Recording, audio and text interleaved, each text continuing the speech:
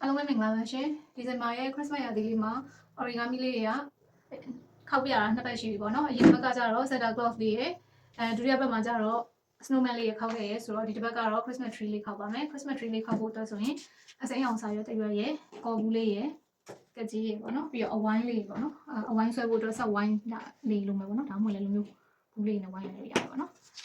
အများတော့အစိမ်းရင်းမရှိလို့ဒီလိုအစိမ်းဖြော်လေးနဲ့ဖြစ်နေပါတယ်အစိမ်းရင်းလေးရှင်လို့ပို့အစိမ်းပြေပေါ့နော်အရင်ဆုံးဒီစာရွက်လေးကိုအဝိုင်းလေးအဝိုင်းအကြီး၄ဝိုင်းနဲ့အဝိုင်းသေးလေး2ဝိုင်းထည့်ထားပါမယ်ထည့်ထားပြီးသွားပြီဆိုလို့ရှိရင်တော့အဝိုင်းလေးကိုဒီလိုမျိုးထပ်ဝက်ချိုးပြီးတော့ခောက်ပါမယ်အဝိုင်းလေးဝိုင်းအားလုံးထပ်ဝက်ချိုးပြီးခောက်မယ်ပေါ့နော်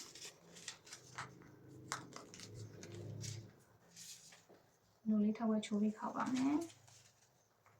ဒီဝိုင်းသေးလေး2ဝိုင်းဝိုင်းကြီး၄ဝိုင်းပေါ့နော်အရင်ဆုံးဒီမှာအဝိုင်းကြီးတွေကိုဒီလိုနှစ်ခုပေါ့နော်နှစ်ခုထပ်ပြီးတော့ကော်လေးနဲ့တက်လိုက်ပါမယ်ကော်လေးနဲ့တုပ်လိုက်ကော်လေးနဲ့တုပ်ပြီးတော့ဒီလိုလေးတက်ပါမယ်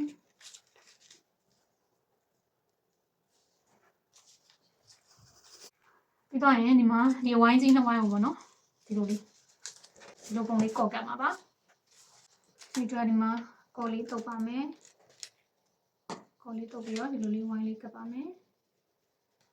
ဒီလိုပါနော်ပြီးတော့ရင်နောက်ထပ်ဝိုင်း2ဝိုင်းအောင်လဲကော်လေးတုပ်ပါမယ်လူလေးကပ်ပါမယ်ဒီလိုပါနော်ဒီလိုလေးရပြီပြီးတော့ရင်ဒီအသေးလေး2ဝိုင်းအောင်လဲအဲ့လိုလေးကော်ကပ်ပါမယ်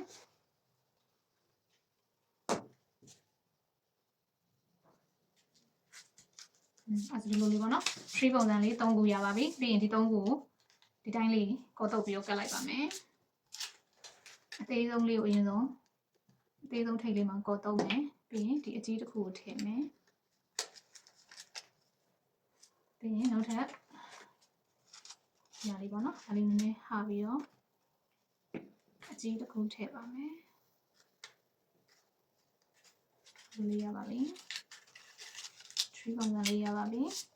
နောက်မှာအဲ့ tree လေးကိုအယိုးတက်မယ်ဆိုရင်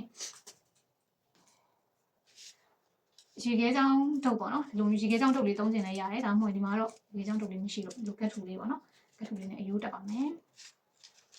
ဒီအယိုးလေးကိုဒီအပင်ရဲ့အောက်မှာအစိမ်းအောင်မှာကော်လေးတုပ်ပြီးတော့ဒီလိုလေးကတ်လိုက်ပါမယ်โอเคChristmas to you ဆိုရင်တော့ဒီမှာ Christmas tree လေးတစ်ခုရပါပြီ Christmas tree လေးရယ် Santa Claus ရယ် Snowman လေးရယ်ဆိုတော့ Christmas ကပြည့်ပြည့်စုံသွားပြီပေါ့နော် Merry Christmas to you